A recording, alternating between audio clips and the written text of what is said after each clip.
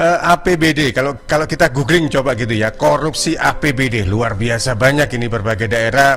Saya nggak menyebut daerahnya, hampir rata-rata semua daerah di ke wilayah Indonesia ini, mulai dari eksekutif sampai legislatif juga melakukan istilahnya korupsi atau markup atau belanja rutin justru lebih tinggi dibandingkan belanja pembangunan. Nah, kalau Anda mencermati kondisi ini seperti apa ini, Kang Diro? Ya, ini kan kita mengingatkan kembali kepada apa namanya kepala daerah, bupati, wali kota seluruh Indonesia dan juga gubernur, gitu ya. Ini kan catatan sejarah kita itu kan setelah reformasi ini itu kan luar biasa itu bupati, wali kota, gubernur yang ditangkap oleh KPK yang berkaitan dengan APBD. Jadi jangan dijadikan pelantikan itu sebagai euforia, ya kan? Bahwa ini adalah amanat yang harus dijalankan. Kalau dalam catatan KPK sendiri sejak pilkada langsung diterapkan 2005 ya sudah kurang lebih 300-an loh Mas Fangki.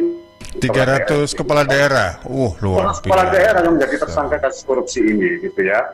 Jadi 124 diantaranya itu yang ditangkap oleh KPK, ya kan? Jadi ini laporan dari KPK sendiri tuh Mas. Jadi cukup luar biasa gitu. Karena apa? Ya itu tadi. Dana APBD itu memang enak gitu karena kan setelah reformasi ini kan transaksi politik juga luar biasa begitu.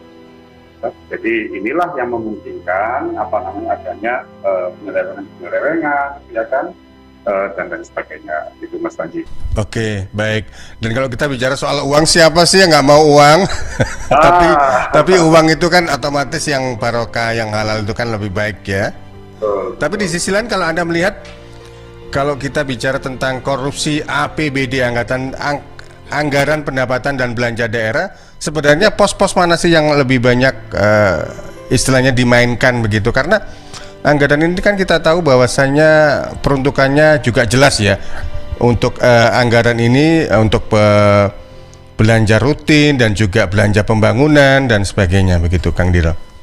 Ya, kalau melihat pos-posnya, menurut saya itu lebih banyak kepada belanja operasi ya. Jadi diantaranya misalnya ya kan, termasuk juga belanja subsidi, hibah ya, bantuan sosial, pengadaan barang dan jasa ya. Kemudian juga termasuk belanja modal, diantaranya adalah pengadaan tanah, perawatan mesin, bangunan dan lain sebagainya. Inilah yang paling banyak dilakukan. Dan proses ini menurut saya itu juga dilakukan secara sistemik, artinya dibahas sebelum dia mencalonkan diri sebagai bupati wali kota gitu. Jadi beberapa pengalaman saya menangani kasus tindak pidana korupsi yang melibatkan anggota DPRD dan bupati.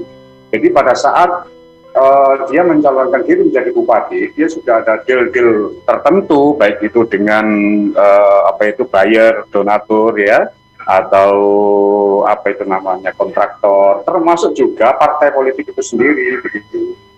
Jadi misalnya partai politik itu sendiri membiayai kampanye, ya kan, kemudian ketika RAPBD pembahasannya itu sudah ada detail khusus. Jadi dan tidak hanya korupsi itu kan jenisnya banyak Mas ya. Jadi tidak hanya APBD saja gitu ya. Di antaranya adalah juga kayak pemerasan terhadap pejabat antar pegawai negeri ya, kemudian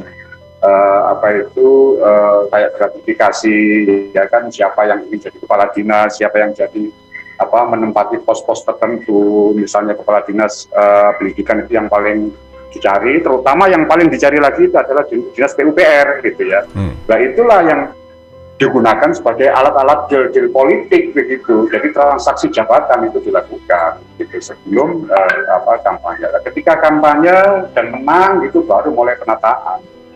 Tahun pertama itu biasanya sudah mulai, jadi termasuk ketika anggaran APBD didok begitu ya, sudah mau saya dok asalkan untuk jatah ketua, wakil ketua sekian ya kan, berapa M gitu kan, kemudian jatah anggota sekian puluh juta gitu. Dan itu dilakukan secara terus menerus dari tahun ke tahun gitu. Biasanya pelaksanaannya itu, rapatnya itu di pertengahan bulan gitu ya, kemudian menjelang Desember itu rapat APBD pengesahan itu baru. Nah setelah itu tahun berikutnya eksekusi pemberian uang, teknisnya macam-macam gitu loh Mas. Iya, iya. Nah, jadi itulah apa namanya yang sudah menjadi kebiasaan pejabat kita ketika menjadi apa itu kepala daerah. Dan tentunya tidak semuanya begitu ya. Kalau semuanya mungkin negara ini kosong dari pemimpin ya, semuanya ditangkepin gitu ya. Tetapi paling tidak. Kalau semuanya, mohon maaf, ini pejabat daerahnya PLT semua ini, PJ PLT semua ini yang ada ini ya. Nah itulah gitu. Jadi kita ini mengingatkan saja gitu ya bahwa undang-undang Tipikor ini luar biasa loh, ya kan. Jadi ada perluasan alat bukti, ya kan. Jadi pelacakan, penyadapan, ya kan. Itu kita nggak bisa menghindar transaksi perbankan gitu ya. Dan menurutnya itu aman-aman saja. Ternyata ya kan KPK punya data-data transaksi apa itu perbankan melalui PPATK gitu kan ya. Kemudian juga provider ya kan HP gitu ya, atau itu semuanya terlacak semuanya. Jadi zaman sekarang itu sulit untuk menyembunyikan itu.